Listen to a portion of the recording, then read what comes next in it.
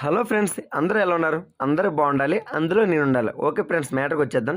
మన Kakinada YSR skating రింక్లో state tournament జరుగుతుంది, చూద్దాం.